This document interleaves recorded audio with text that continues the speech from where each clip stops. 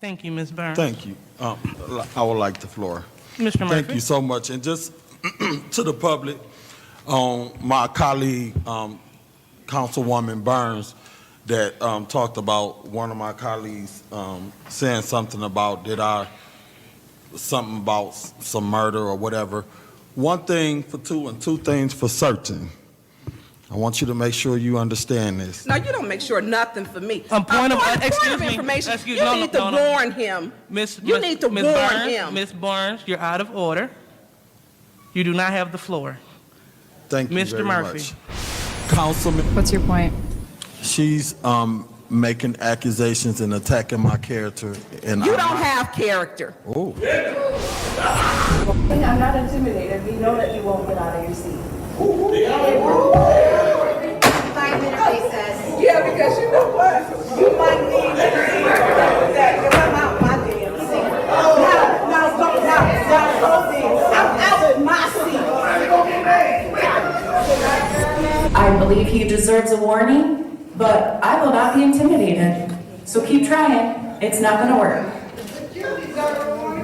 She called members of the audience a cult before. She assaulted Jasmine Stanley. She put her hands on her hip. Wasn't nothing between me and her, but air an opportunity if she wanted to come for me. And she needs to get that under control. You still waiting for her?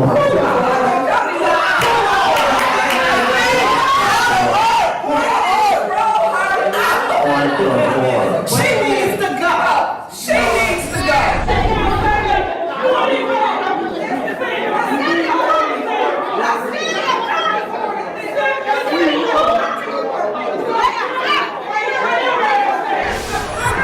I mean, he shouldn't be talking. He's talking. He needs to be removed. He needs to be removed, Madam Chair. This is your warning. You gave him a warning. It's time him to go. I did not give him a warning. Who the hell are you raising your voice at? Who are you raising your voice at? Point when he of goes order. like somebody is a Point pet. of order. All right. So here we is. Finally got in touch. Finally made it happen with the Honorable Councilwoman Tonya Burns is in the house. Let's give it up for Councilwoman Tonya Burns, ladies and gentlemen. I am so happy, to be here with you tonight. It's a really honor. I know we've been tagging each other trying to set this up, and we finally made it. But you're a big fan of mine. You're one of I my, am. Yes, you are. You're one of my biggest one of my biggest favorite council persons. So welcome to the best of Flint City Council. You know what I'm saying? What's good? Tonya Burns.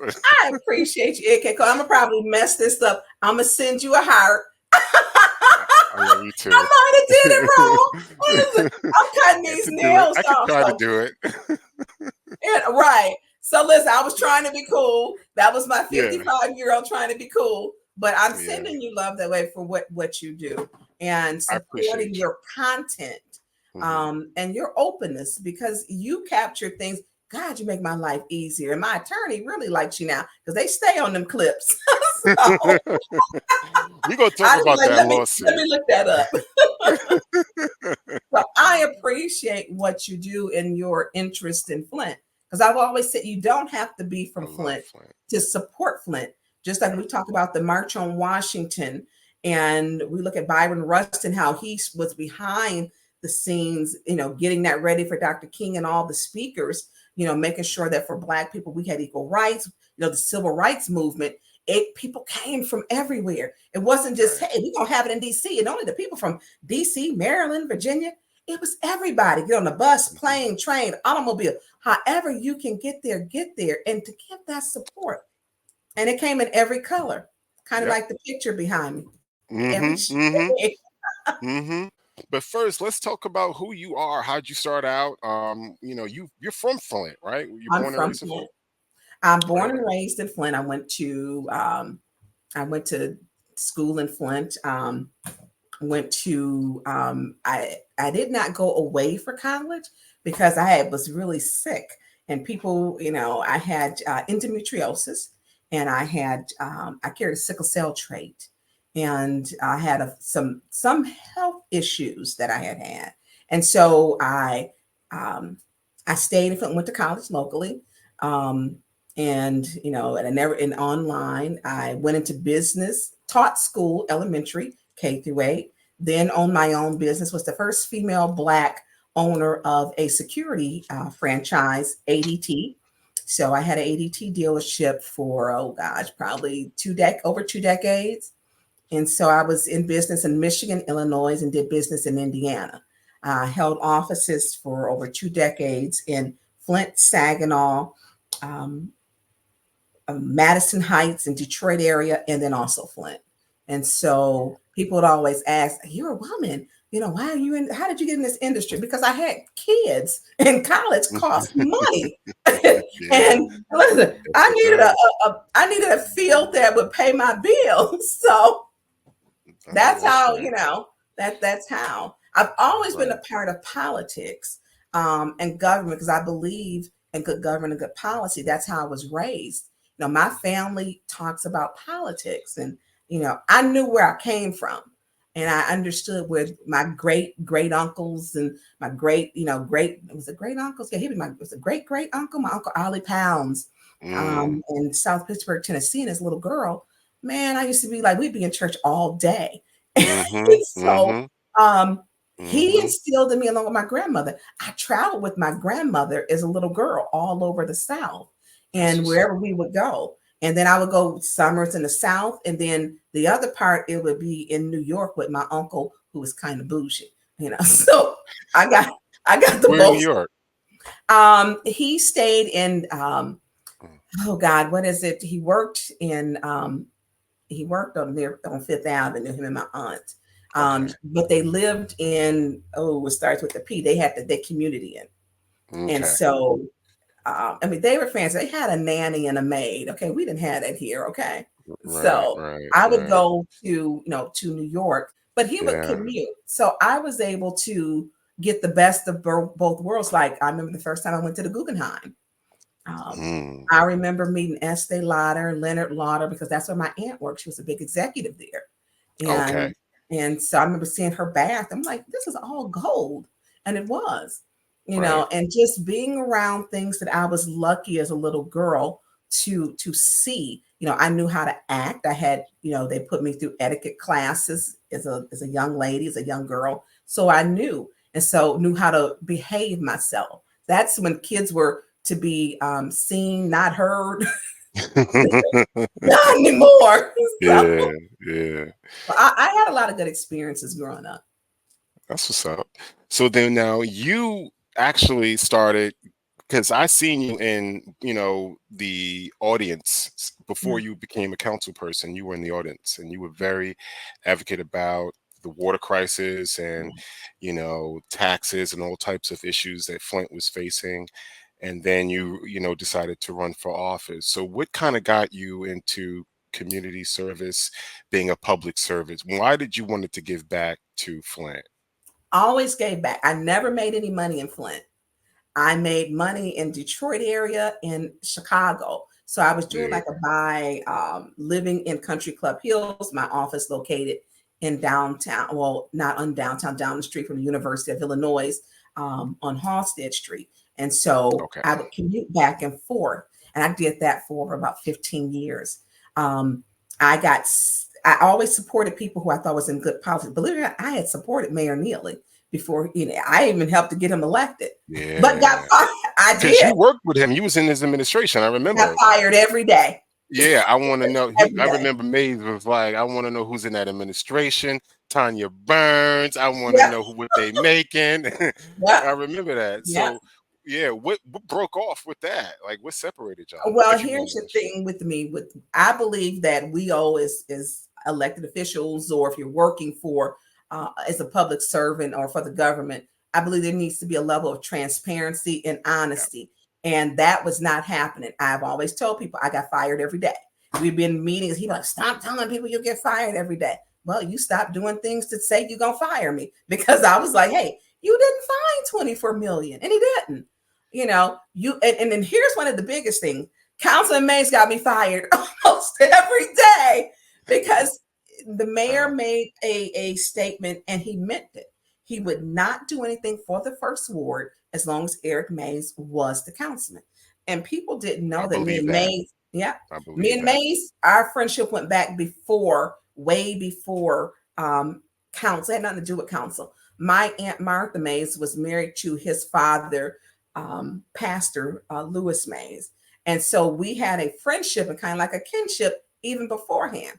When Mays was in trouble, when he didn't have a driver's license, he would call me and say, "Hey, Tonya, you at your office?" I'm like, "Yeah, I'm gonna walk down there because I ain't got no license. I need you to take me home." And he would come and we would talk. We would talk politics. We would talk about everything. Up until his death, we would talk. The latest we talked was 8:30 in the morning. I was like, "Man, I gotta get off the phone with you." We would just talk. We may disagree in there, but that was politics. It was the same with him with Jerry Winfrey Carter. We may not always agree in there, but we're going to agree for our community for what's right. And that's what it was. But he got me fired. And I disagree with Mays on some things as well. There were some things that I just wasn't comfortable with. And because that's politics. There are just some things but Mays was, very stern about his beliefs. He did not move he was committed to what he believed, and he was going to get it through no matter what. But so I'm assuming that kind of, working with Councilman Eric Mays and doing things in the community kind of got you involved in politics. It did. Well, I supported, like I said, even before I worked for the mayor, I supported his radio show. I paid for it. I was the sponsor to get him on there because he was saying good things for the community and he was making the community aware. But then when he became mayor, I believe in my personal, it became a power issue. I have a problem with people who get power drunk because you forget while you're here. And if you've never had access to things that you've never seen before, some people don't know how to handle it. And I've seen that. As a little girl, I had access to things which were privileged, which were not in my world. It was to see things that white Americans or who are privileged had experienced. I met Donald Trump. I met him at Trump Tower. And so, we talk about the people and the access that it kind of became, okay, this is a part of, and I knew how to behave. And so for me, I made my own money. I worked hard. Being the first Black woman for ADT franchise was there. People didn't understand. She owns alarms and cameras and she's installing them. Yeah, I could install. I was going to let anybody do it. And listen, it may take me 4 days, as opposed to a technician 2 hours, but your girl can get it done. And I was. But you don't know how to play golf, though. Listen, my golf clubs is right here. Okay, they are right here. You know how to drive the cart, right? But you don't know how to. Good at the cart. Good at the cart. But I had to learn how to golf to do business with men. My industry was men. And so dealing with them, I had to do business on the golf course and they hated it. They'd be like, here she go. I can't you just stay at the golf? No, because y'all not going to leave me out. We're going to all be on the golf course. But then you take too long. Not my problem. We're going to all be on there. And that's where I learned a lot of business was conducted and it left Black people and especially Black women out of things. And so I understood very clearly. And I'm going to tell you a quick story. I remember 1 week I had $78,000, I think $445 that ADT owed me. And they had not paid. This was just for 1 week. And so I called the president. I sent him an email and he called me back and he said, what do you mean this is not being taken care of? Now, when you golf with people, things move a little differently once they get to know you. Yeah. The next day, he had gotten me a new director because my coordinator, and they put that $78,445 into my account, to make sure that it was paid for, because it had been, I hadn't gotten it in probably, I'm going to say 3 or 4 months. It had been a long time, and my payrolls each week I was still meeting, but look, give me my money, right. And so I learned that it's how they can click a switch. And I called him. I said, look, I didn't need you to, those ones, I didn't want those to be funded because those are issues. He was like, no, I want to make sure you have what you need. So he was supporting me and helping me to be successful as a Black woman in this industry. completely. I had messed up my leg and fell. He's like, look, I'm gonna get you a car. Look, I got tickets. We're going, you and your husband, we're going to Notre Dame. And I was on crutches. I got a car to take you around. I mean, it's a whole level of different things that people don't normally see, or get to experience. So with That's me, true. I took my business mind, number one, That's because good. I understood the politics. I worked with Republicans. They are involved in politics heavily, but my family also was too, but from a different aspect, coming from being I'm a Black woman, we figure the church, and then me dealing with white Republican men, two different things. And I looked at how do I merge these two? And that's why when I decided to run, and I didn't win the first time, and I didn't put as much effort as I should have to in it because I was still working a lot. I got sick, was able to be home. My mom had gotten sick, had 4 strokes, and my dad had a heart attack. And I'm like, it's time for me to come back to Flint 100% of the time. And then we had COVID. So how many times did you run for? Because you ran against Monica Galloway and you ran against. I ran for 34th district, and I had to fight for that. See, there's a videotape about that. I'll have to send to you. And I literally had to go to court to fight for that. I'm like, oh, y'all not. I may not win because they only gave me 30 days, but y'all gonna put me on that ballot. I'm gonna fight for this, right? I had 514 people vote for me. Man, I thought those was like me. I was like, those people believed in me. They held out. They believed in me because that election was a mess. All the backdoor deals that was brokered, it was terrible. So then I ran for council first, then I ran for 34th district, and then I ran after the mayor figured out, well, I can't fire her. Let me lay her off. So look, I guess I'm still laid off from the city from economic development. Wow. So I ran. You ran and you won. How about won. that? I ran a hard. How was your relationship with Monica Galloway? That was one of my favorite councilwomen. I called her to tell her when I worked for Neely towards the end. What I'm gonna tell you, there was at a breakfast 2020, the second Saturday in March, and the mayor, he showed up at breakfast. I had left a community meeting. He said, I need you to go after Monica. I said, go after Monica. He said, yeah, Clyde having a hard time, handling Mays and Monica. And I need you to, we may have to pull Clyde from speaking because, they running him over. And Mays and Monica was giving. And just for the record, before you continue, Clyde Edwards is the city administrator, right? That is correct. He said, we may have to pull you and have you go up there, I said, that's not my thing. So I need you to go after Monica. I said, I won't do it. He says, what do you mean? So I knew that was, I got, threatened to be fired. I said, I won't do it. I said, I won't take a jewel out of another Black woman's crown. I won't do that. I won't do it. And I didn't. And I told her, but she's doing fine. She doesn't want to be involved in politics right now. That she doesn't, which I can. Flint politics will. Monica went through a lot, man, on that council. But I mean, Miss Galloway, she went through a lot on that council. But she was one of my favorite. And I think so much so because her Christianity. She's a faithful woman, and I think that she used that to guide her in those meetings. I could tell. She used her faith with Father. So, but anyway, you won. You became the councilwoman. Now you're on council. And you came in with Liddell Lewis, who we definitely going to talk about in a few. Quincy Murphy, Quincy, and who else did you come in with? Quincy, Ali Herkenroder, who's now left the council, and Dennis Pfeiffer. Dennis Pfeiffer. So that was 4 y'all. How was your relationship in the beginning with Liddell? And it was good. How was it in the beginning with you guys? And Quincy? It was good. Liddell is friends with some of my relatives, and that relationship no longer exists since she told them that my first cousins and had to put up on a fake page website, social media website.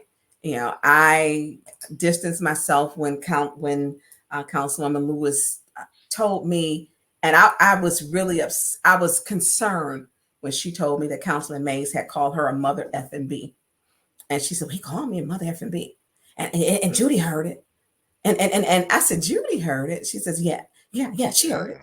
and so did ABC 12. yep, the news people. So so I asked them, I asked the news, the cameraman and the journalist, and everybody said no, including Judy. And so during that meeting, I told her, I said, I don't believe that at any point you would have allowed any man or any person to talk to you like that. I don't believe that. And she just sat silent. It's on one of them videos unless it's been edited out. Mm-hmm. And that to me, when you go that far to where you lie on, I guess I'm a mom of 2 Black boys. I'm overprotective of young men and Black men. You know, they don't need no help because the world comes down on them hard enough that we as Black people should not be ostracizing them or lying on them to, you know, change the narrative to make people believe something other than what they were. So at that point, I distanced myself. I cut it off, and I dealt with her professionally. And so when she became the chair, that's when all hell started to break loose. She got on a power trip. Like you talked about earlier, power drunk, right? Power drunk, or drunken with power. And she has not changed that. I saw her go after Councilman Mays. I saw they removed the city clerk, Inez Brown. I mean, I've seen her go after, they threw out the audience, the residents. Yeah. I've seen her put out her own second ward residents numerous times, and even one on a walker who was sleeping in her car, Miss Mayfield. So we do not have she's the council president. I'm now headed to the Michigan State Appeals Court because every time I open up my mouth, she wants to censure me. Yeah, we're going to talk about that in a minute. So, you know, now that you guys are on there and years are going by and I'm, you know, looking at these meetings live, I noticed a trend. You know, I noticed that, you know, Liddell's got the call to the mayor's office and her and Quincy and because, you know, that's nearly, you know, and I think that setup applies to any local municipality. A mayor's definitely got to have a reach in council in order to get his shit done.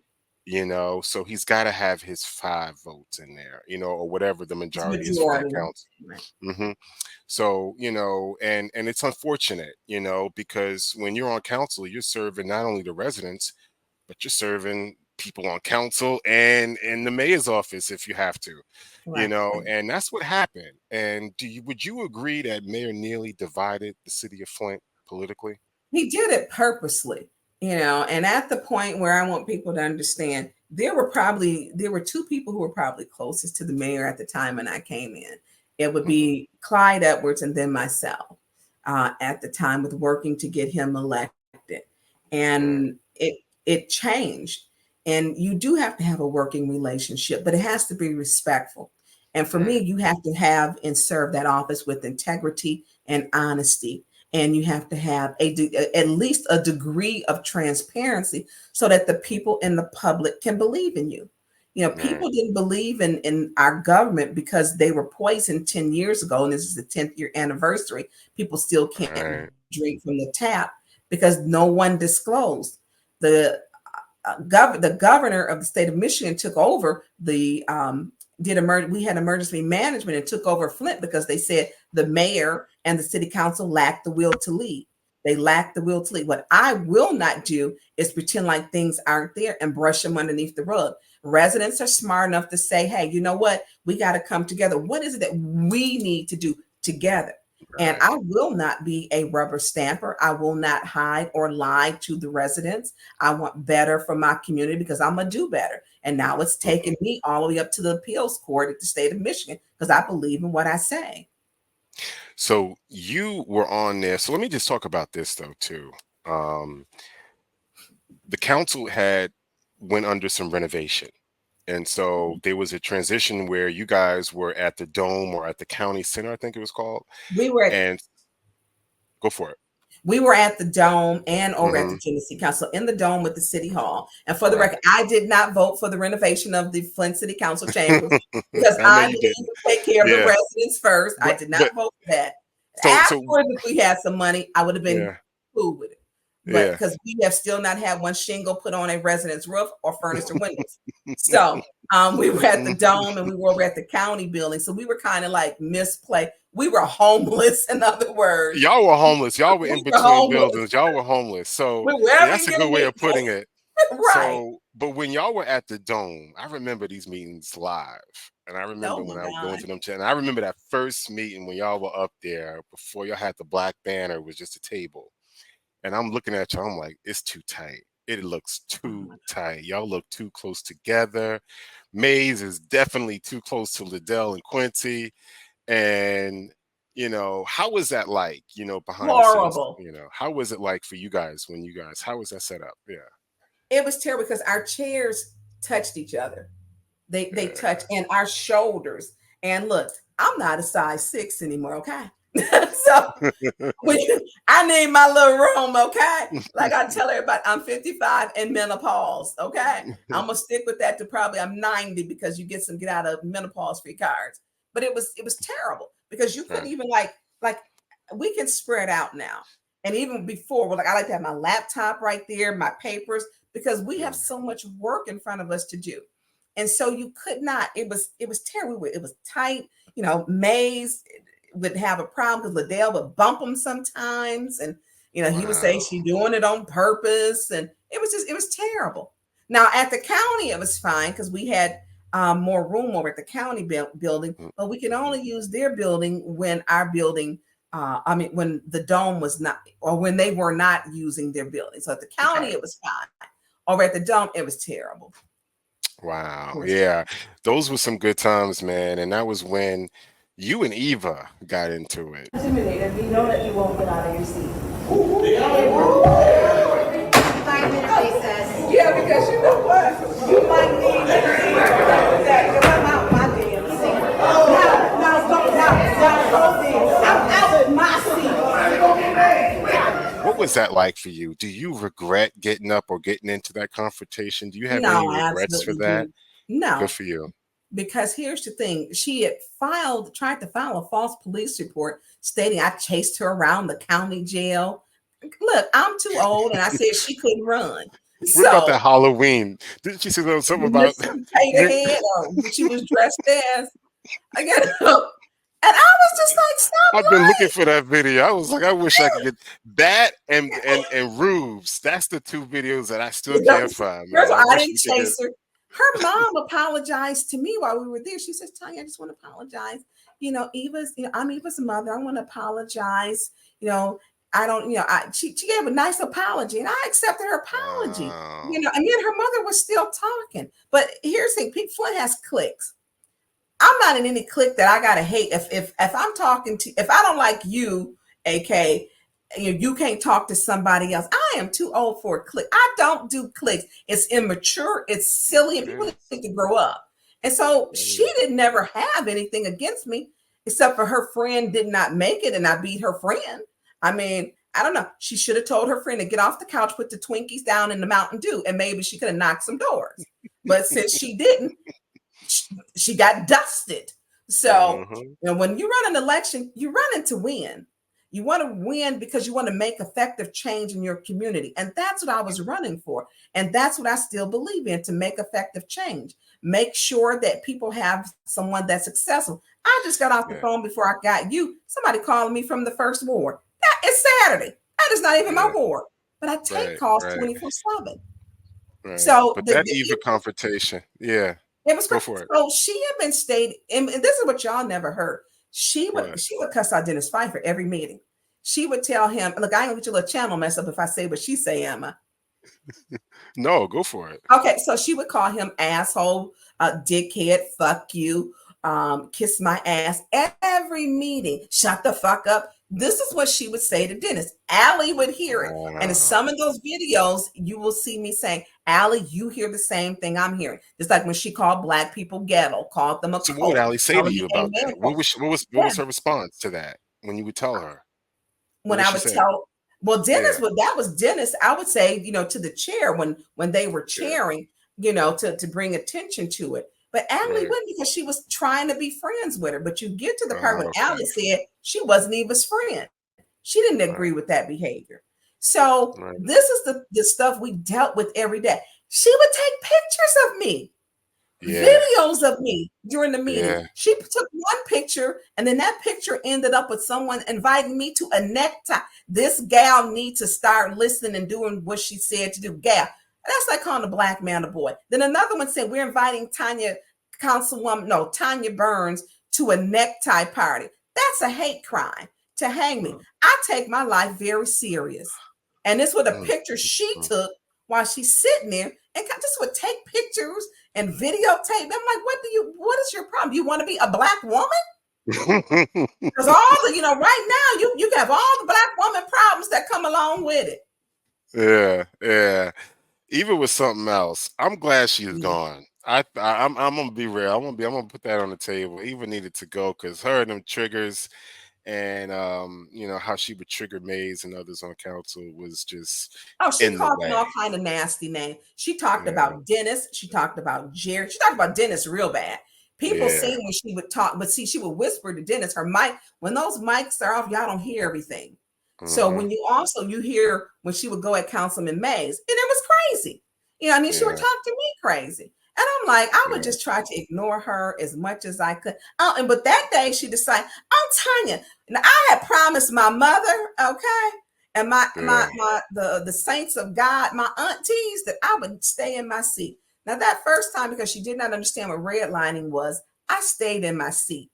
I remember that, the county building. Yeah. Yep. They did not warn her. They did not give her a censure. They did not remove her. They did nothing to her. She also hit Jasmine Stanley. They did nothing to her. Yeah, I Then she remember turned that. around and Yes. said that Jasmine hit her, which was a complete lie. So that first time I stayed in my seat, Judy blamed me. I gave you my warning. No, now if I had got out of my seat, it would have been a problem. So the second time she says, oh, Tonya, we both know you're not going to get out your seat. Judy hit the gavel was the next thing. And then I said, I'm out my damn seat. And she did not move from that spot. She did not. Because at that point, she needs to stop inciting violence. You don't keep jumping up out your seat, because there was nothing between me and her but air and opportunity if it's something she decided she wanted to do. When you go to council, I should not be engaging in fight night with a council member. I had not attacked her. I had not jumped out my seat. We're supposed to debate ideas, policy, procedure, resolutions, legislation. What are we going to do to change? Passing ordinances, resolutions, not fight. You're not going to get out your seat. First of all, where I come from, that's not what you say to people.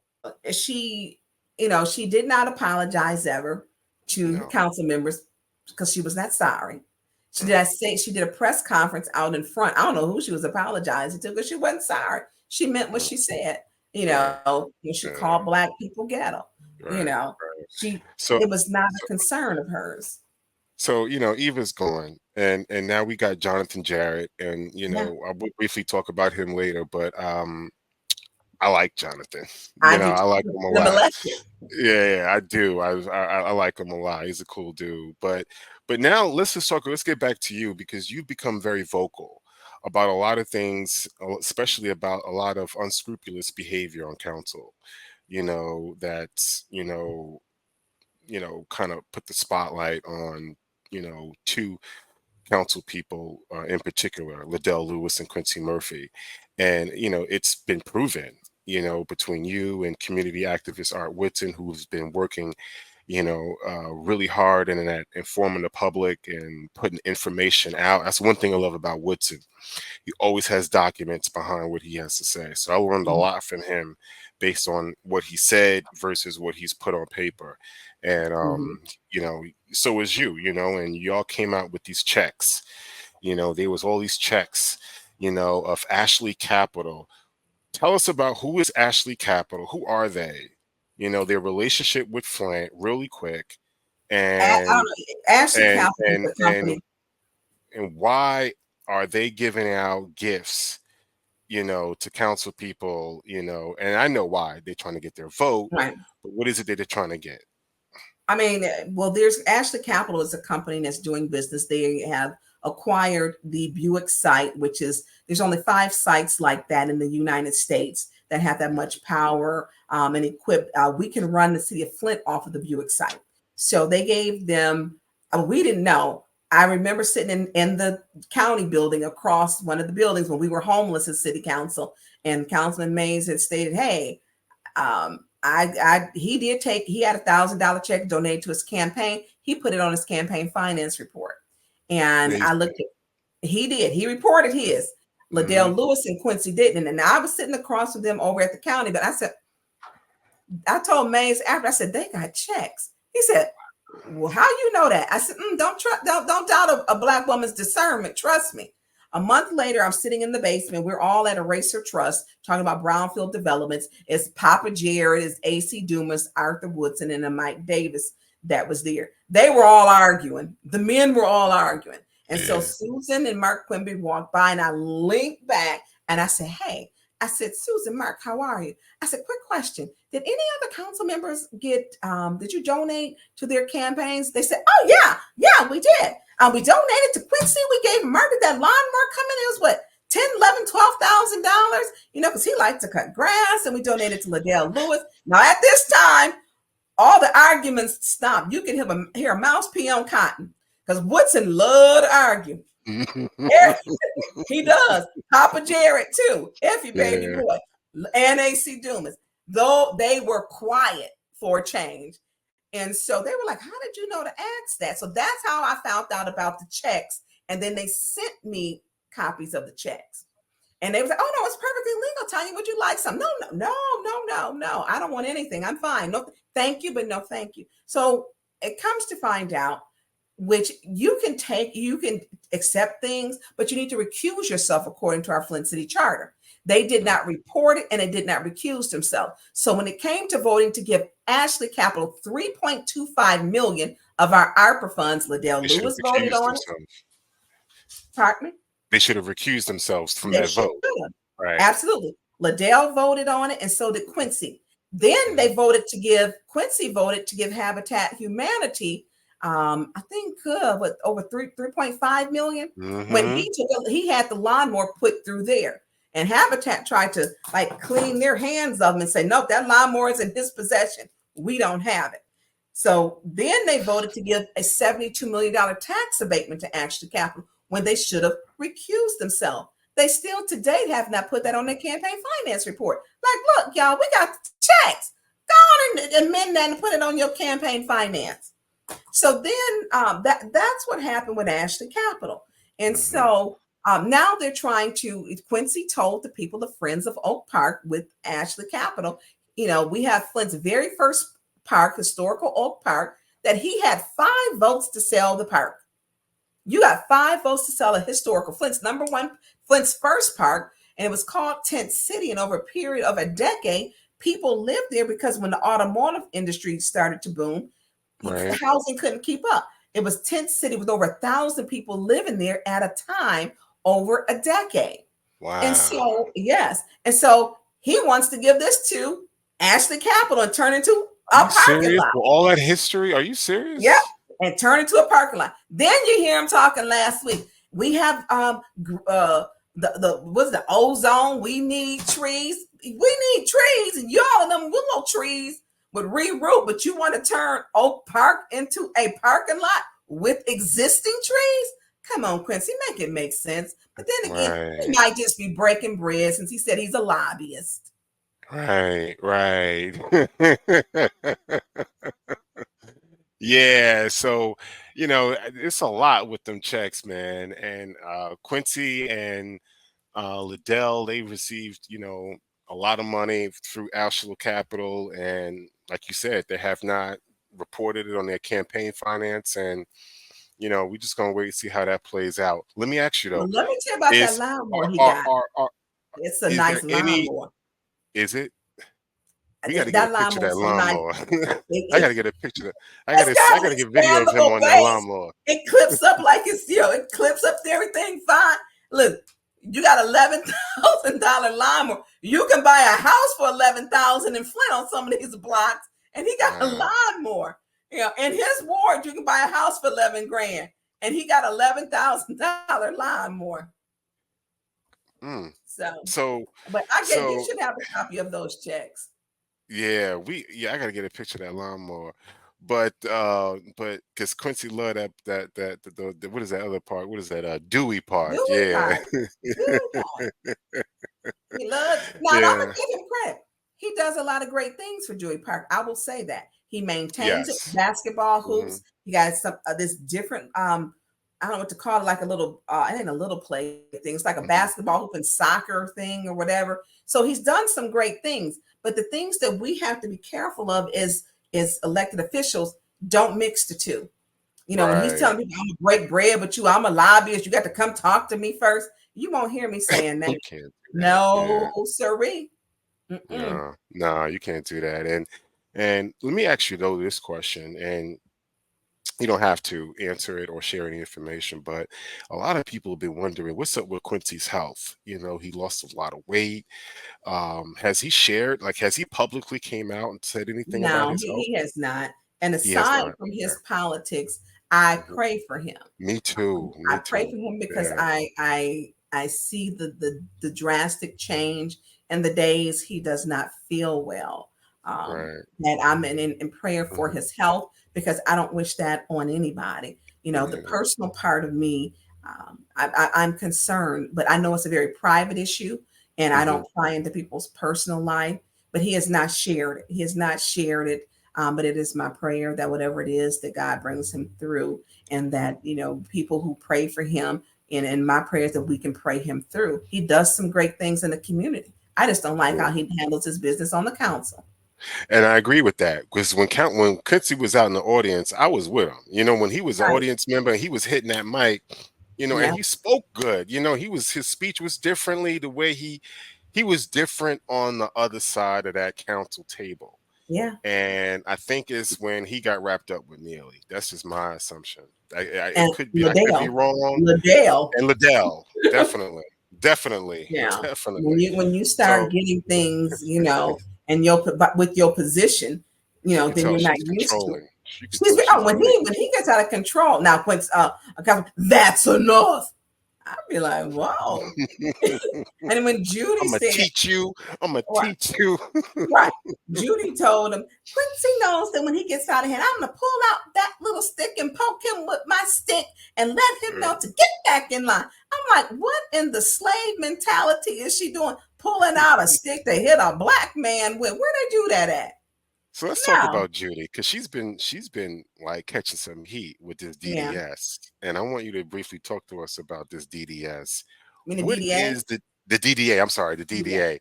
What is the DDA in Flint? I know it has something to do with the downtown area, It's but Downtown what's Development Authority. And right? so one of the things with that, I wanted to speak with the Downtown Development Authority.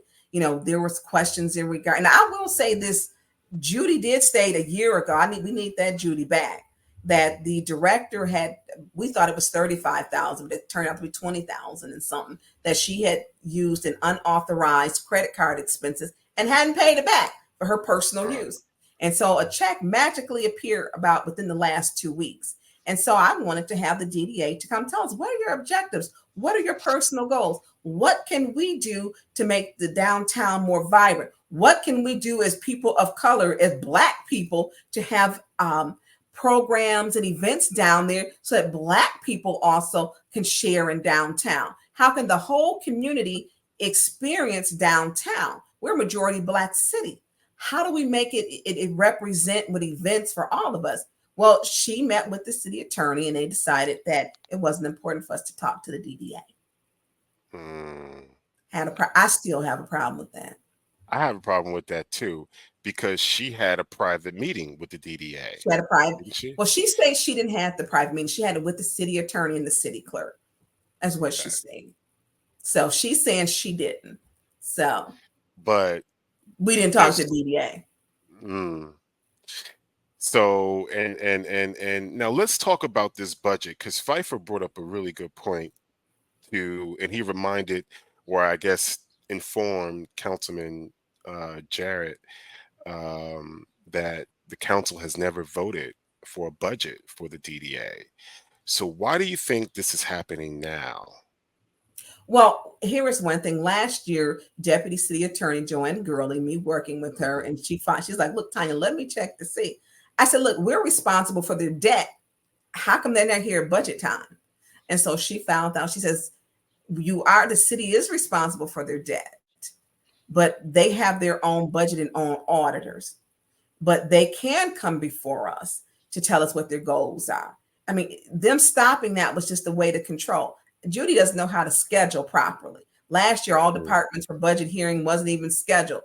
And so we didn't even hear from all of them. This time, she didn't check with council people. And then if you have 9 people in 1 hour to do a whole department, it's not going to happen. You know, budget time is the one time of the year we can freely ask questions. And she limited that. It's a control issue. She absolutely limited. And so her thing with this budget, she was saying, well, you know, everyone, you know, the council members didn't come. Not one council member, including her, came to every budget hearing. Not one council person, because she poorly scheduled them. Do you think that was intentional? Absolutely. Yeah. I do. Absolutely. Yeah. And things are different now because Mays is not here. And, you know, I'm sure we both know, and I just know just from watching all these videos and these meetings, budget hearings was his favorite, you know, meetings. And I think, you know, he was very, you know, vocal about certain things and implementing certain things and stuff. And, you know, does it come like when you're on council and you're, you know, in between these votes and, you know, and you're discussing certain items, do you ever think like, damn, I wish Mays was here? You know, this is like those moments where you wish he was here and stuff to debate certain things or to contradict certain things Liddell's doing. Yeah, absolutely. But they had gotten to the point they were throwing him out of every meeting, you know, and as long as they had 5 votes, they didn't care what we said about the budget that they were going to vote for, right or wrong. It didn't matter. And I miss him dearly. I miss him every single day. I do. That was my friend, even though we weren't, you know, when he was mad at me, I think he was mad at me and Jerry at the same time. I'm not getting on the other favor, neither one of y'all. Okay, we ain't thinking about you. Okay. But when the ghetto, Eva called black people ghetto, he was like, point of order. I hear somebody say ghetto, you know, it always like, look, we're going to still stick together, you know. But I miss him because we would have 5 votes to make a change in this city right now. If he was still living with Jonathan. I was going to ask you about that because if Mays was still alive, y'all would be rolling. Y'all would have had your 5. Yes, we'd had our 5 to do some remarkable things for the residents. And I knocked hundreds of doors for Jonathan Jarrett because his vote was not owed to me. Only thing I asked him, and he asked me, he says, why are you so willing to help and give so much time? I said, let me say this. You owe me nothing. You owe me nothing but your independent vote and thought process. I won't ever call you and say, you have to vote for me or with me. I won't do that. I want you to be independent because he's a thinker. He has a beautiful wife. I know from the stock he comes from. He owes me nothing. Be right for the community. Now, if you're wrong for the community, I'm going to call you out. I'm going to do that. So I wish Mays was here because we could get more for home repairs. You know, we could have rearranged that budget. We would be able to do some things with the 5. We don't have 5. That's why this next vote is so important. That's why I'm supporting Jan Marie Arbor for the next election. So let's talk about that. So the 7th ward seat is up. Now, when is the election? August the 6th. August the 6th. So now, is that Candace Mouchette? Now, Candace Mouchette, who is the current city appointed, interim appointed. Yeah. Okay, she was appointed by a group of 5 people to be on that, to sit in that seat temporarily. Right. All right. So when will her be her last day in the August transition? the 6th. August the 6th. Okay, so That this is it. We coming close to ending Candace's seat. That's right. Now, let me ask you, who's your favorite to win? You said Jan Marie? Let me tell you, I'm gonna work hard for Jan Marie because she reminds me of Jonathan Jarrett, an independent vote that's gonna work for everybody. Doesn't matter the race, color, gender, or sexual preference. Nowadays, you have to ask people. You know, people want to talk about. It doesn't matter. And so she's independent. You know, Candace sent up a resolution for $300,000. That $300,000 resolution was a resolution for her nonprofit she's affiliated with, and she voted yes on that resolution to give her nonprofit that she's affiliated with $300,000. Now, the deputy chief of staff, Eric Taylor, who works for the mayor, came up there and said, hey, we ain't got nothing to do with this. Hey, we didn't sign off for this. Hey, we not agreeing with this. And so she voted yes to give her nonprofit $300,000 that she's affiliated with. But then when Ann voted yes to send it to council. So it went to council, but Liddell Lewis, her friend, pulled back on it so that it did not make it to council. They pulled it off and tabled it. Now, Liddell and her also went to a trip to Dubuque, Iowa on Candace's job for the Flint director of the Flint Community Lab, which is not a city affiliated job paid on for by the taxpayers. Candace also voted to give Liddell Lewis $25,000 for her nonprofit. Candace also voted to give Liddell Lewis $50,000 for her nonprofit. So you got friends washing each other's hands, and that's not what Jan Marie is going to do. She's a check and the balance. She's her own independent vote. She will not vote with me all the time. There is not that expectation, as Councilman Jarrett does not. But it's a cohesive working group to say we're really here for the people. And that's what it's about. That we may not agree every day, but we're going to agree to make Flint not just, we're going to move Flint forward. We're going to move Flint forward for a better future. Right. And the difference is there. I mean, these 501c3s are hustles. We got 3 council people who have nonprofits. 3. Ward 1, Ward 2, and Ward 7. You can't be biased. And how are you voting on your own resolution? In Cincinnati, Ohio, they're going some in prison because it is the disorderly gate that's coming up. He would have done that because he believed that people have a right. Disorderly. What's this coming up? We call all these things gates. It's a new disorderly coming up that certain things you can't do. You can't talk too loud. You can't. You know, it's crazy. This disorder, this new disorder. And so this is and this goes back to what I was talking about earlier about. Damn, I wish Mays was here because they're doing this. Now, they would not be doing this if Eric Mays was still with us. No, that would not have even, it wouldn't have made it. You know, he does not vote like Councilman Mays. Councilman Mays was 10 toes down for the first ward and for Black people. He would tell everybody, I'm a Black man living on the north side of town. And he meant just that. There were no apologies. He was unapologetically Black. And he voted for the people. But when you are voting to the residents that Liddell and them are putting out, our first ward residents, Councilman Mays would never put out or say yes to put a first ward resident out, or even a resident. He wouldn't do that. I don't even know what you'd have to do to cut up so bad. I mean, he would not put out the first. If you were for the people, he was not. Now, if you was in there cutting up on him, he could be a little vindictive with sometime. I want her out, calling her to order. But he would take a lot. He would take a lot. But Leon Elamine does not vote like Councilman Mays. Not at all. Not at all. So how many times did Councilman Eric Mays run for city council? I heard it was a lot. I think he had 14 races he ran. I don't know which 14. I don't know which ones it was, but he was with some, so he just kept on pushing, He kept on until he got in there. Till he got it. So if you don't win the first time, what it used to be, try again, try. Look, keep on trucking, keep on trying. He just kept going till he got it. So where were you the night that he passed, and if you don't mind sharing with us, how did you find out? If you don't mind sharing with us. Yeah. When I found that he had passed away, it was a busy day, and I had changed clothes 3 times, which is normal with different events and going.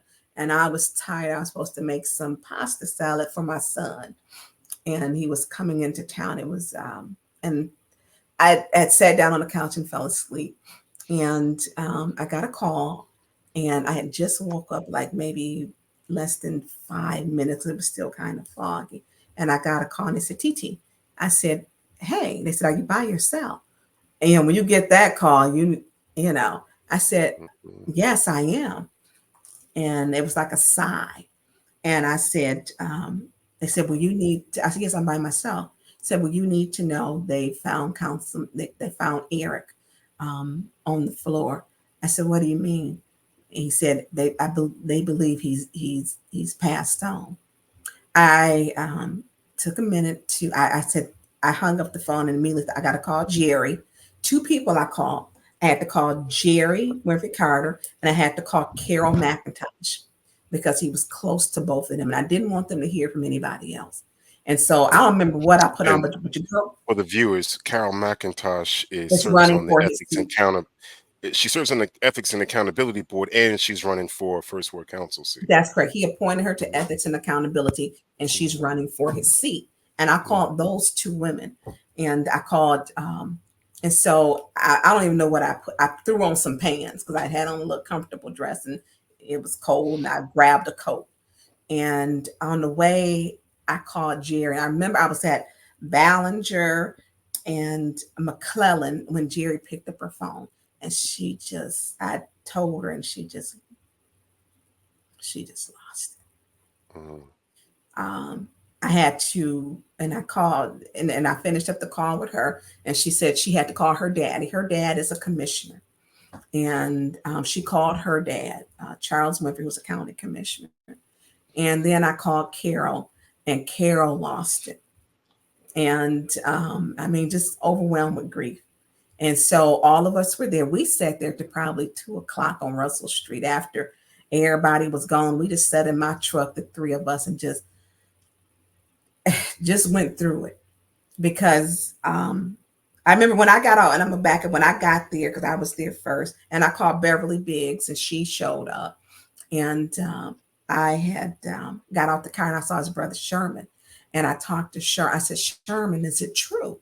You know, and because you think with Mays, you know, I never thought, you know, he did not take care of his health like I wished he had, but I never thought that I would have to. You know, I wasn't prepared for this. And so I asked Sherman, um, I said, was it true? And he said, Tanya, yeah. And so the police were there. There were probably 10 or more police. The Genesee County Sheriff Swanson came. He was there. He personally came, which I appreciate him coming. And just making sure because the sheriff was there. He had some the Flint police. So we stayed until after the when you're an elected official, your car when they take you away, you have to be flanked by 2 police cars to make sure that that's the protocol. And I'm gonna give Right. it. I will give it to Chief Green, and he did. Chief Green did correct by him, and he made sure that Mays was taken away by flanked with 2 police cars, and that's how I found out. Mm. And so that night, I know it had to be a rough night because I know that you went on to Facebook and I don't know, was it that same night you went on to Facebook and you told literally the world because I received dozens of emails from people and Facebook messages, you know, saying, look at Tanya's page, look at Tanya's page. And I did. And, And you I know, waited and I waited, yeah. but I could not keep up with the calls. I couldn't keep up with the calls. I couldn't keep up with the Hmm. emails, the inbox. I could not. And I'm like, you know what? I have got to, you know, and I have got a lot of mentors. I got probably 100 mothers around here who are not just my mom. And they're like, look, you need to do it because I couldn't keep up. And Right. so I made the Facebook post because they needed to know it was real. People were Hmm. speculating all kind of crazy stuff, and um, Right. it was just not. You know, I needed to put the truth out there, and it was hard for me taking calls because I couldn't get through the calls, and Right. getting through the calls was really hard because it's like you're reliving it. each time. And so I put it up. And he was very close with Linto Law. And I remember trying to, him and John, and I got in touch. Joe called me, and Joe, I couldn't even talk about it, because he was serving 90 days for what is, we consider what my case now was an unlawful suspension. And we now I think, know that, and we talked about that 90 days, and we talked yeah, about how because I personally think that that 90-day had a lot, to it do with it. contributed to with his death. I just think it did. Liddell took something that was very dear to him, being on that council seat, representing all those people in that first ward. I don't think he felt honored and privileged to do that, and he took his Mhm. job seriously. And um, you know, I still, that that really made it worse. That I 90 think day it's, suspension. Councilman Mays, I haven't never said this. He ended up, he did have cancer. I don't know if he knew, but they took away his will to live. They isolated him. He was fighting a system he could not fight back. It's the same they're doing, with me. They have unlimited resources. They didn't spend probably 100,000 trying to make sure they can kick out council people. And Councilman Mays, we would take food, and I would take food and stop over there, and people would go over there, and he'd be like, he wouldn't open up the door. Because if I had seen him through the door, I don't do regrets. 911, Yep. I would have called. And he would Yep. talk to me through the door. And I'd be like, Mays, you good? Yeah, I'm good. Okay, if you need anything? No. Okay, well, what's going on? None. I just need some time. And I was like, how do you, I remember calling, he has a good friend, and I won't give her name. And I'm going to say Dr. Pamela Pugh first, who is running, she's the president of the Michigan Board of Education. And I was talking, and I call her Pam. I was talking to Dr. Pugh, and we were talking. I said, Pam, we got to get him out his house. He wouldn't come out. I said, there's only one way we can get out. Me and Pam on the phone. She said, well, hold on, let me call, I'm going to say Sarah. And she said, let me call Sarah. And so me, her, and Sarah on the phone. I said, look, he has to feel needed. To get him out the house, what you're going to have to do is tell him you got a problem. Create one, because she works for a union. He was in UAW. She works for UAW, and she's a regional person. And I said, you can get him out. And so we on the three of us, three ladies, Dr. Pugh, I'm going to say Sarah and myself, so we on the phone. And so we go through this. He got out the house for her. They went to Leo's Coney Island, and she was like, when they came back, this was a couple of days later, and she says, Tonya, I'm worried about him. This is Sarah. And she said, he did not look good. She says, and she'd known him for years. They used to date. One of I call it his love tragedies, because he claimed he had these love stories with these women. That's love story. I'm like, dude, them is tragedies.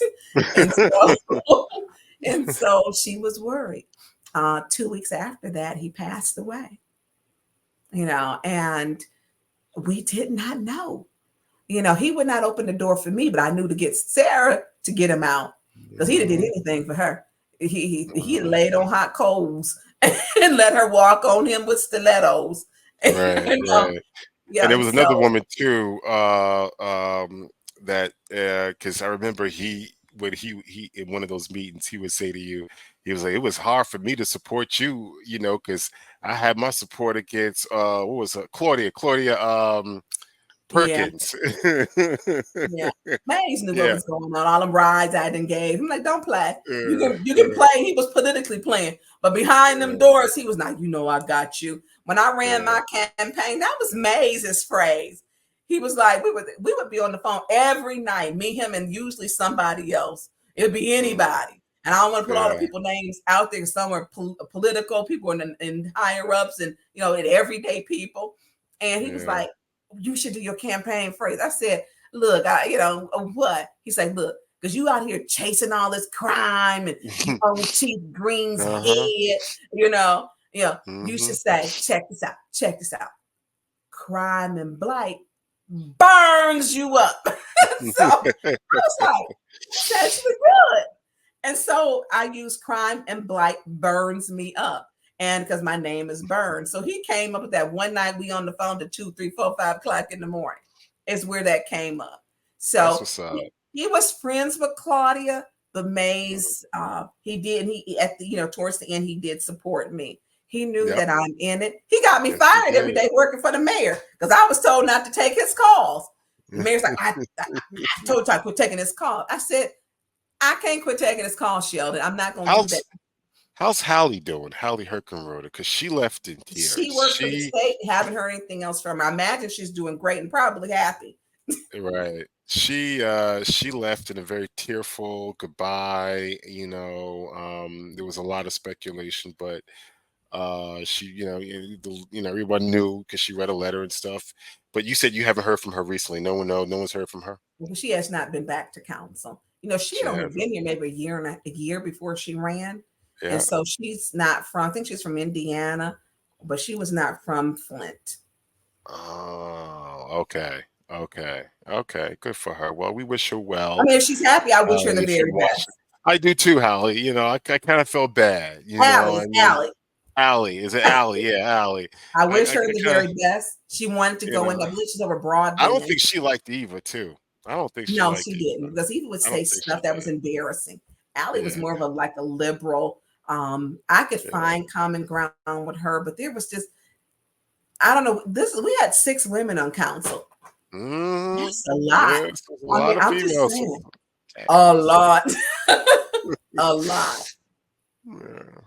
But JWC, she's quiet, very reserved, comes in, does her job, and doesn't really get into much. How is she doing now?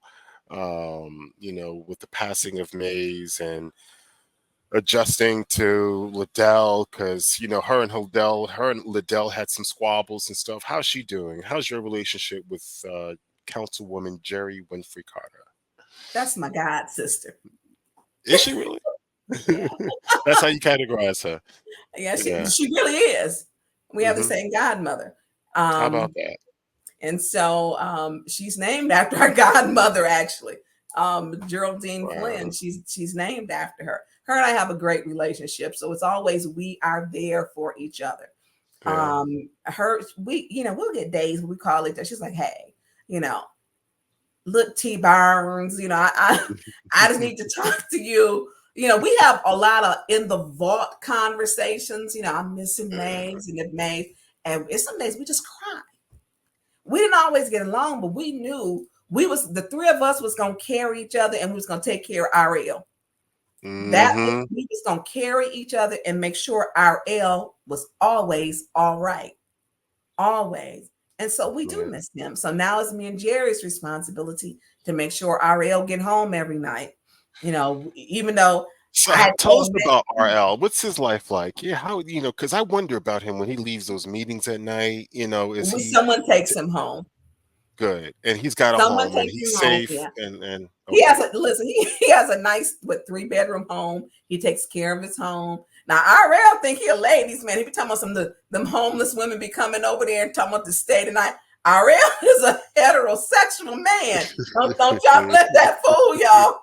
Listen, I'm telling you, he said some stuff to me, and I said, Mays, I'm not taking him home no more. I've been taking RL home for years, And when he said, "Come some Ty Burns, I want you to, I'm gonna put a bone in your nose and a bone in your lip and put a loincloth and chase you around the jungle." I'm like, yeah, okay. That's RL. That's RL. Then he told me. But I'm gonna tell you. Go ahead. Then he told me the one, I was like, Mays, I'm done. You got him from here on out. When he said, I'm gonna tie you to a brass bed and pour honey down your body. I said, Mays, I'm done. I said, if he needs to get home, that's on you. I'm like, I'm done. So RL can be mannish.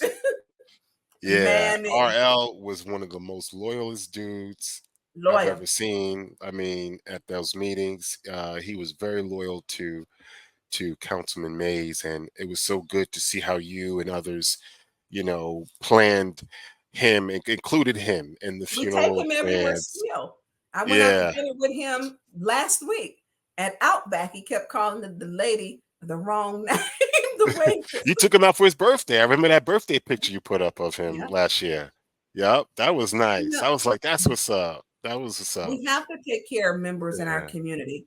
And I Yeah. will say this, for as much as, Lentil Law, if they're in town, they pick our up and take them everywhere.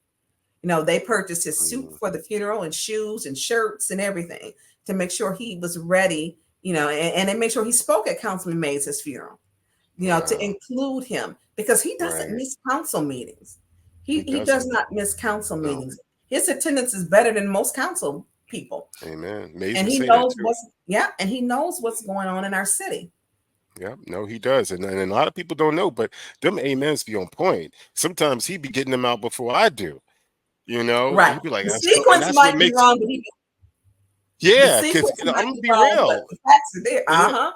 And Yeah. he be on But it. I just He nod be my on it. head when he speak because some gonna be like, because some gonna come out handkerchief head Negroes, your darkies, your Tarzan. I'll be like, oh Lord. But what's up with Liddell now? Because she's been giving RL like a lot of warnings. And my man, and please give him a pound for me. Rich Jones, longtime friend of Eric Mays. Yeah. He said, yo, this room gonna get tore up if RL gets that second warning. I busted out laughing.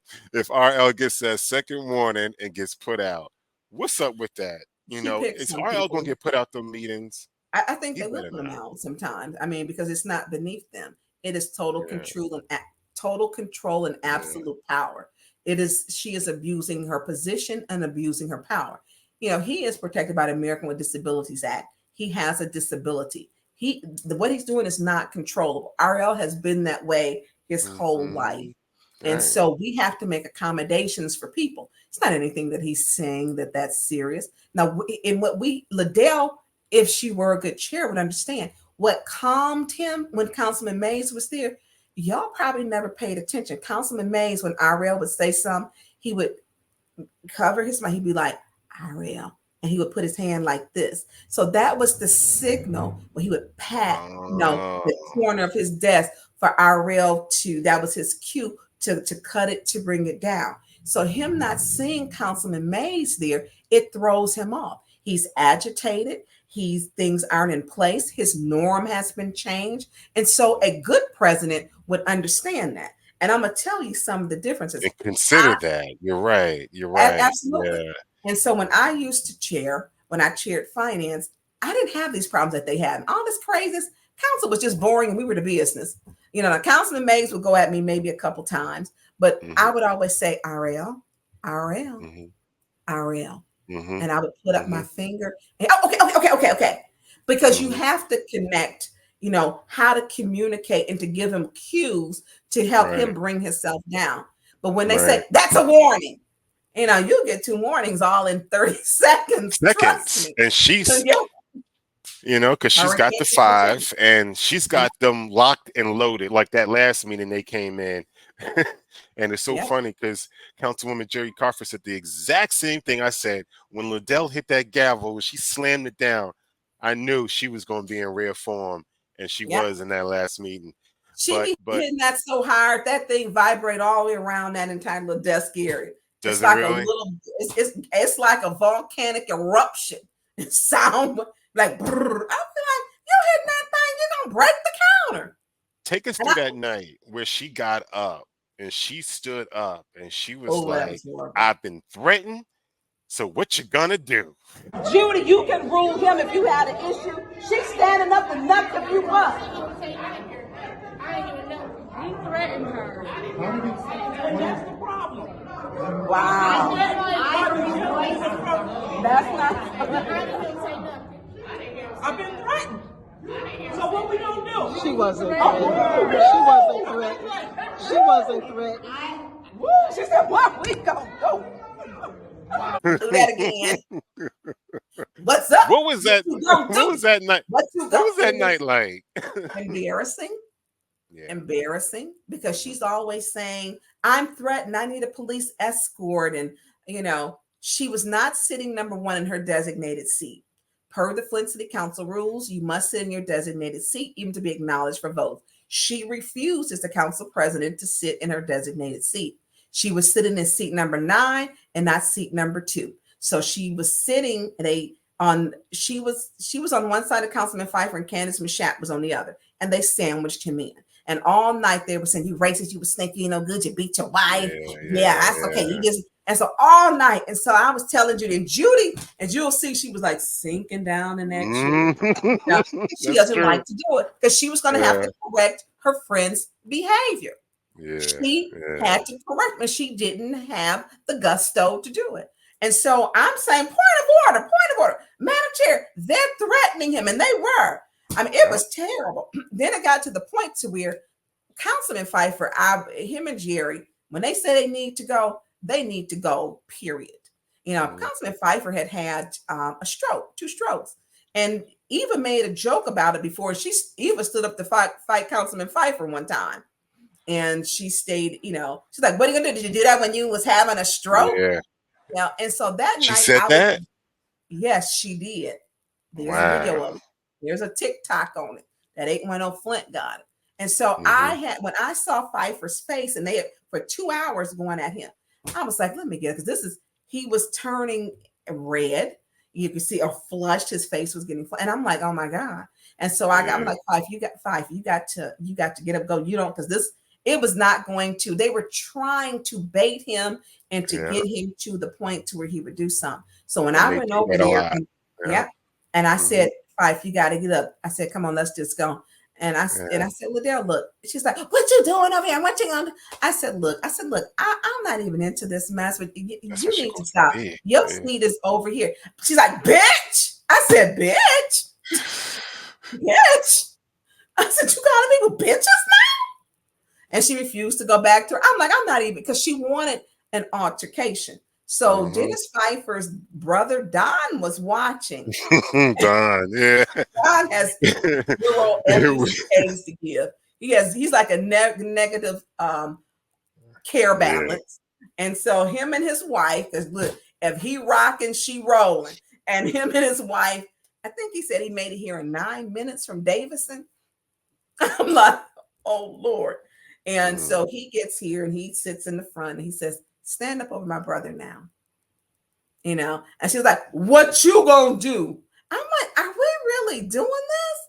And so she was so combative and out of control. Then she went to fight Pfeiffer. No intimidation here. No intimidation here. None. What you gonna do? Huh? I was like, so she's unhinged. Unhinged that night. So I never seen Jerry Winfrey Carter ever pick up her camera and videotape. And you'll see her. She was like this. What Jerry see? Pick up her camera and videotape. So a couple times JWC had me worried. October of 2000 and maybe 22, I had messed up my leg and it was in a brace and I was chairing the meeting. And I went in the back because I had to stretch it because I was in the brace. And so I'm normal. I'm cool. Councilman Mays cussing. That was the norm. You know, because I asked Judy, I said, can you finish chairing my meeting? I need to go stretch my leg. So I'm back there. I'm talking to my friend Stephanie. I'm like, my leg is bothering me. And then I had the meeting on. I didn't have the meeting on. I could hear Mays. I was cool with Mays. Next thing I hear Jerry Winfrey Carter saying, what? You ain't no damn victim. I was like, oh. I said, Steph, I gotta go. I gotta go.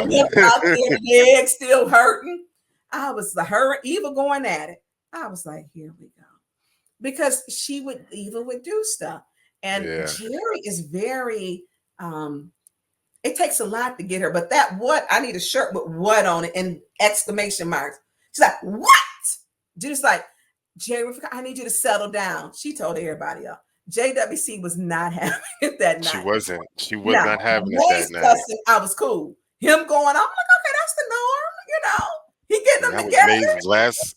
Was that the meeting? No, that was not the meeting. That was not his last meeting. The meeting was meeting was when he December. Said, he said, when you hear my home going, don't worry about me. And they started singing that song. That was his Mhm. last. That was his last meeting in his seat. But his last Yeah. meeting that he came to, I think he had like a two-piece whiskey color outfit, and he Mhm. came to speak. And he Yeah. just That did, was a nice birthday party you threw him too. I You did threw him a not nice. throw that. I just Oh, helped plan I it. thought you did it. I thought you. Yeah. Oh, No, no, that was a lot oh. of money spent on that. I am now officially on a city council budget, which means I'm a poor woman living within my means. Okay, I hear you. I so hear you. as long as I'm a listen, and I don't have time to really do my business stuff. I'm doing it, but Mhm. it's so much work to be done. But the Mhm. party, black gold, my idea. Yeah. Um, Okay. we got, Okay. but That's what it was. it Okay. was Lento Yeah. Law paid for that party. Joe Mm, Lento, and they spared no cost. All I did was help, and it was nice. designed. It was decorated by Dee Dee. I can spend any money. I'm good at You that. sure did, because You know, it was a nice party. Yeah, Look, I'm that was good a at nice that. I'm like, birthday no, here's party. the decorator. We need the cake person. Going over the Mhm. catered list. And Mhm. John was like, look, I want to do it nice for him. And I'm so glad people Yeah. got to show him the love. And he was surprised. He was like, when it was done all night, he was like, how you keep a secret like that from me? And he just hugged me. And it was like Yeah. I wanted we don't always agree because look, he didn't kick me out of council meetings. I didn't kicked him out. Mhm. We done Mhm. both done got left council meetings because we was about to tell each other off before, Mhm. and we told each other Yeah. off on the way out. But Yeah. I wanted people to give. I'm glad he got to get his flowers. He danced all night. He had a That's good good. time. He did have Yeah. some strippers up in the room, but he was like, I can't do nothing Yeah, I with this. heard somebody got him some strippers up in there. Yeah, I was like, that's what's up. That's what's up. Party planners. Party planners. He's like, y'all trying to kill me. Yeah, So, yeah. but he But, what do you see for the future for Flint City Council and the city as a whole? Because, listen, Flint was, y'all put America on wheels, yeah, improving. Y'all the absolutely. vehicle city. And they were Y'all put sleeping in America that on park wheels. that And they're that's a trying lot to of get history. And into. I'm gonna read up on that because I did read up on St. John's and Mhm. former councilwoman Jackie Popular.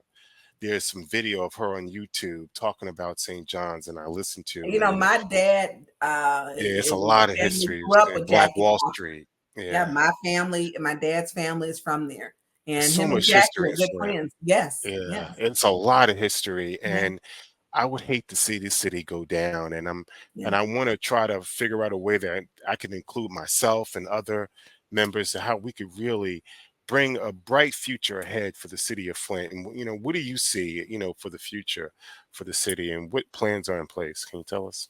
First of all, thank you for your platform. And by you sharing and making your videos, you've done a Mhm, lot. And if you continue to do that, it is very gracious and mhm, professionally done. And mhm. you have made a digital footprint that will last forever, and that is Amen. shared. So thank you for that.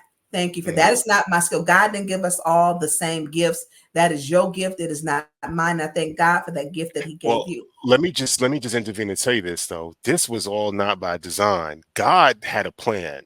I'm telling you, Tanya. I was sitting there watching YouTube just like the rest of everybody until I got tired of it. And I remember I called Councilman Mays and I would introduce myself and I was like, How yo, did when that you gonna first put out call some. go? Was it dry? It was good. He was on the phone with somebody else, so it was back and forth.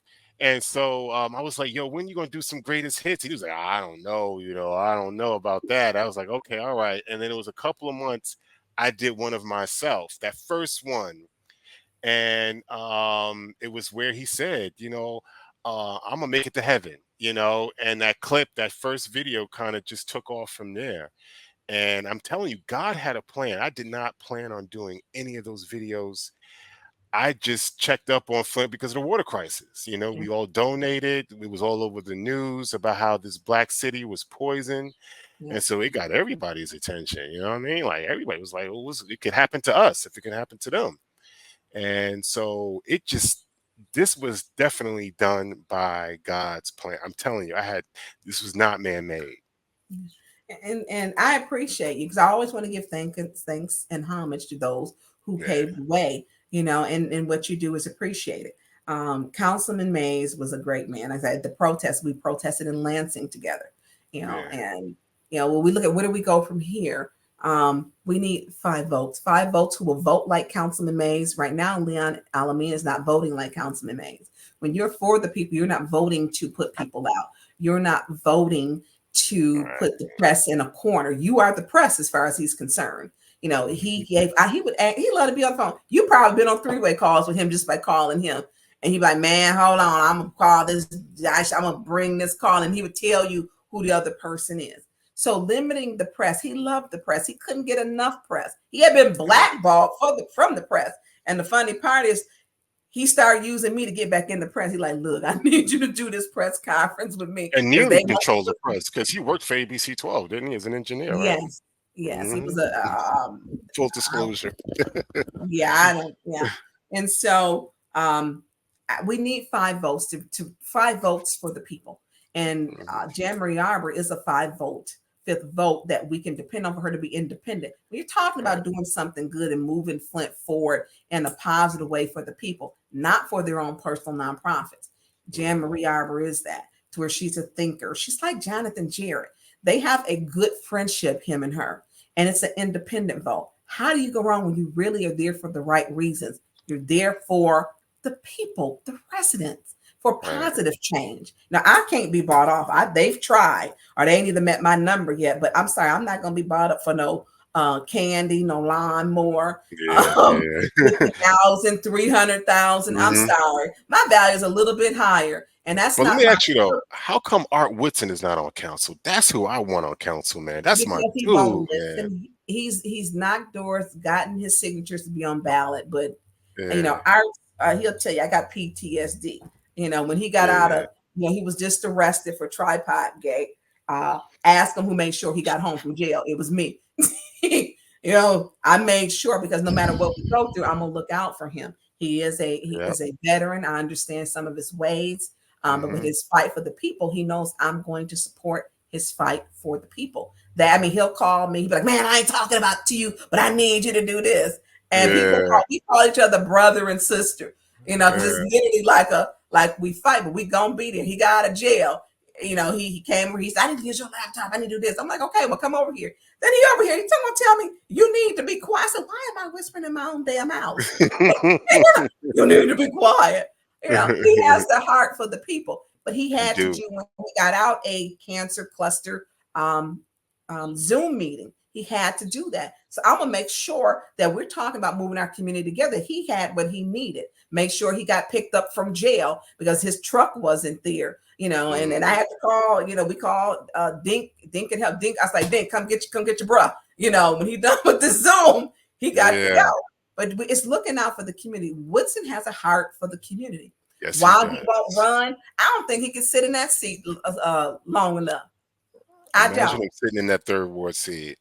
Oh my God! It would be second ward. Second ward. Oh, he's in 2nd ward. I thought he was in 3rd ward. That's right. He's in 2nd ward. 2nd ward, old map, new map, 1st ward. So he could be in the 2nd. Who's got the largest ward? By area, it's going to be Quincy because a lot of people left. So he had the biggest. Quincy's got the largest ward out of all y'all. Yeah, because he. I know a lot of these subscribers by land mass, he does. They're gonna be surprised when they hear that.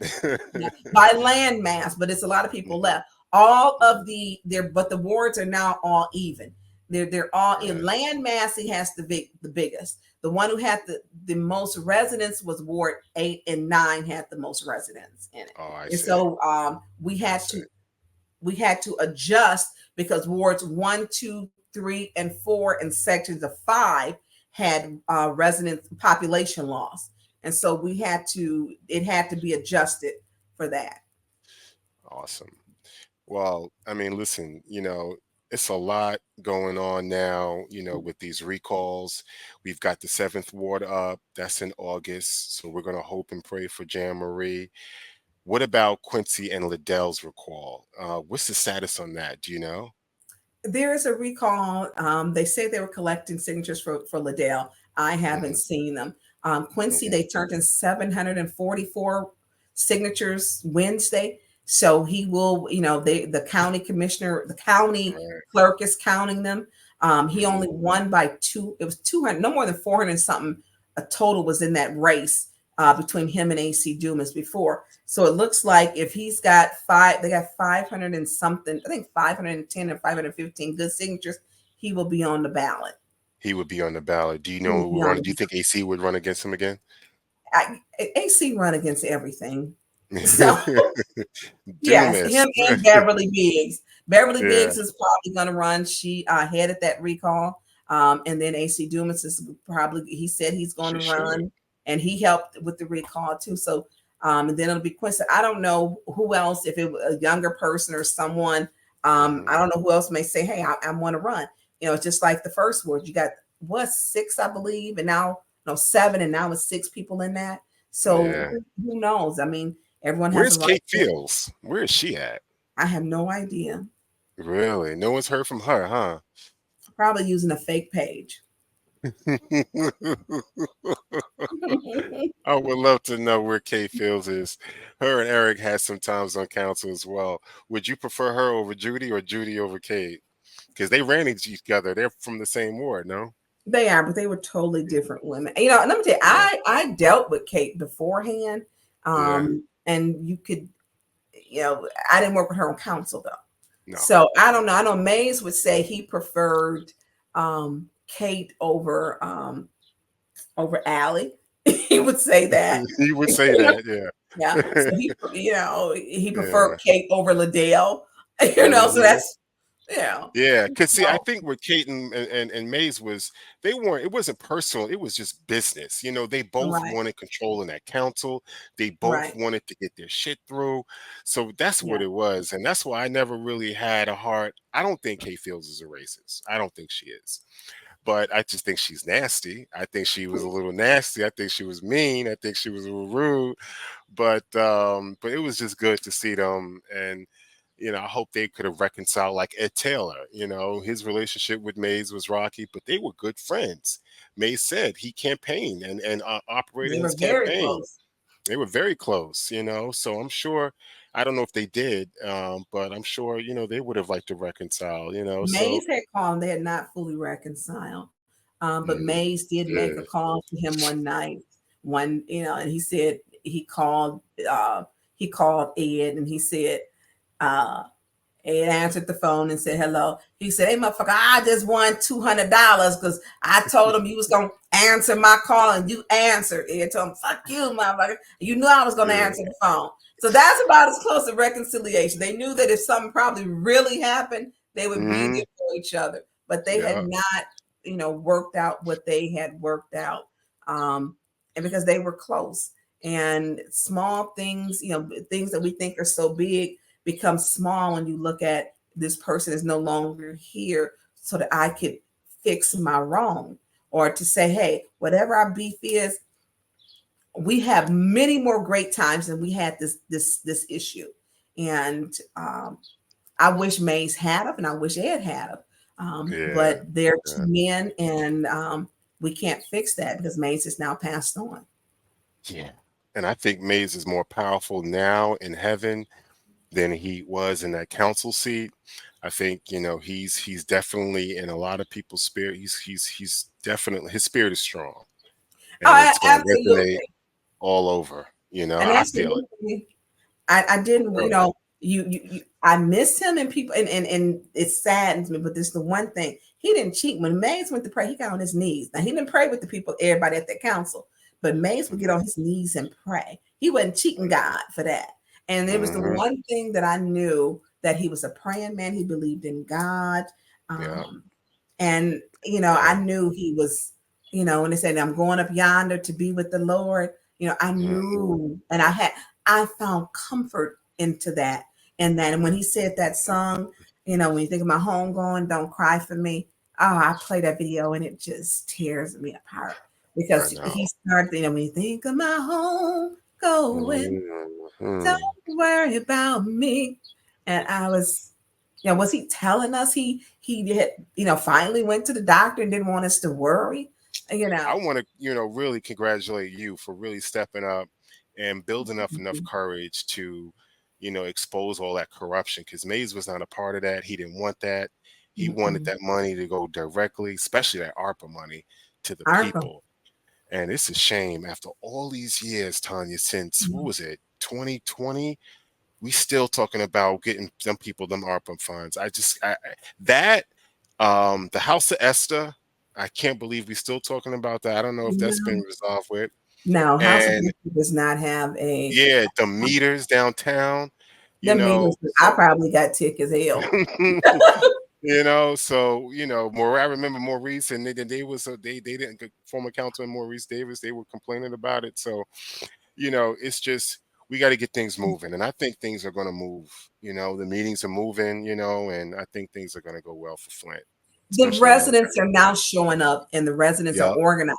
They even got nice Yes. signs, you know, and the Yes. residents are saying enough is enough. We're going to I have, I agree. believe, Jedediah Brown is going to be here again on this coming up Monday, and Oh other yes. protests and Okay. activists. He's going to be here. So when we talk All about right. getting the help, invigorating, involving people who never showed up, and Oh, get even up young there. I black gotta men, get up a there. young black man, Jay Nino, 28. Yeah. Because I was like, young man, how old are you?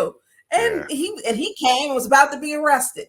You know, enough of the police being weaponized against the residents. It's time to make sure what funds that we have that we get them to the residents, help with home repairs, Once. lower our Yeah. water bills, fix our infrastructure, which has been ignored, which is why we have an administrative consent order. The service lines have been taken over by the state of Michigan to complete the service lines because it showed that this administration was inept and incompetent to even fix it. Amen.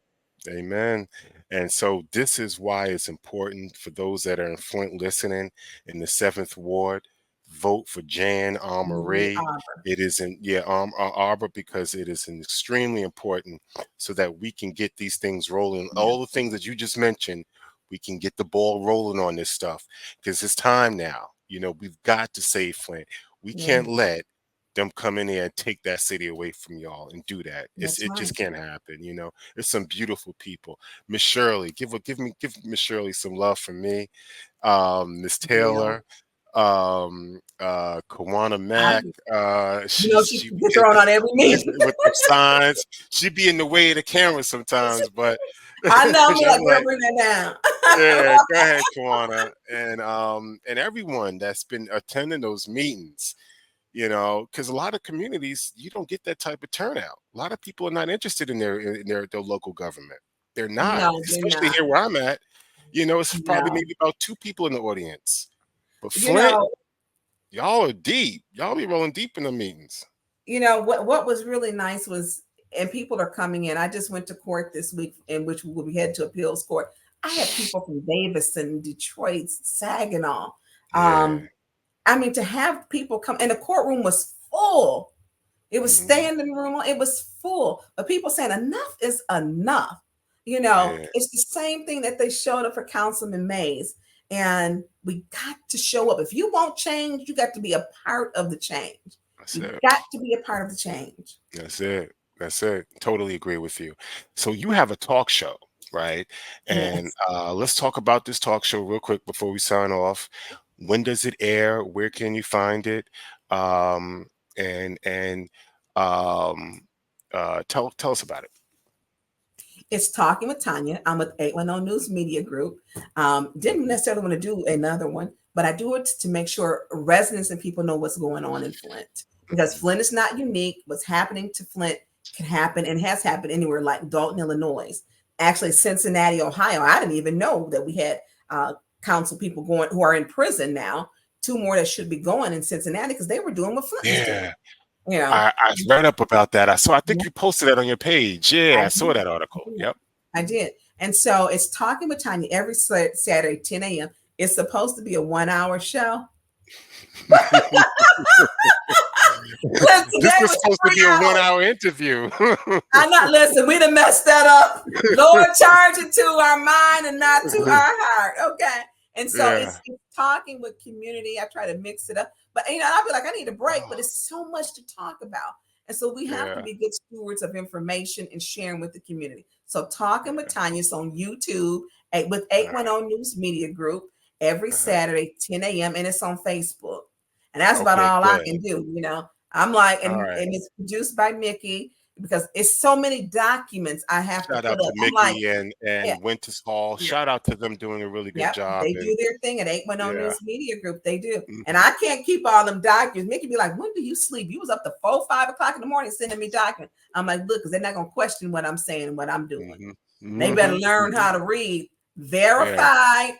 So Well, listen, Councilwoman Burns, it was a pleasure. I want to say thank you so much for taking the time to sit down and really kind of explaining certain things, especially the corruption that's going on, with those checks and stuff going on and with the DDA going on and everything. I really appreciate you breaking that down for everybody, especially for those that have been watching us, because there's a group of us that watch this meeting faithfully. Every time really, we get that notification, are we're you on serious? there and we're talking about you. We're rooting for you. People have wished you happy birthday, so Oh, you're loved and well respected. So I'm glad that you had this, you took the time to sit down and really, get personal with us and chop it up with us. So anytime. thank you. Anytime. And Yeah, I'm we're gonna bring sorry you it took back. so long. Yeah, I'm Yeah, sorry it took and so long. One day we're gonna meet in person. So I'm because you're coming in up New there. York. But when you Yeah, I'm coming up coming? there.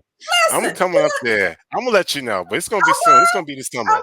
This summer I'm gonna be up there. I'm serious because just look, I want Definitely. to make sure. I Yeah. say Jedediah will be here for Monday. I think he'll be here a couple days. Looking forward Okay. to that with him and his activism. And we're gonna show you Cool. the same home loving when you come. Okay. I Yeah, don't like to cook a definitely. lot. I'm have Beverly Biggs do the cooking. Can you take me to? I want to meet Monica Galloway. I really want to meet her I will husband, make her sure family. we're gonna have to go to church. Yeah.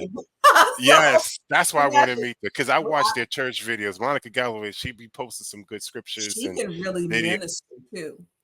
I'm She sorry. can really minister and preach too. You know what? She It's funny can. you mentioned I'm that not gonna because take it from her. She can. in one meeting, I highlighted Monica did at the end of a meeting, she did a 5-minute prayer. I'll never forget that meeting. It's in one of them videos. You And got to I had send to me skip that it one. along to get to the end.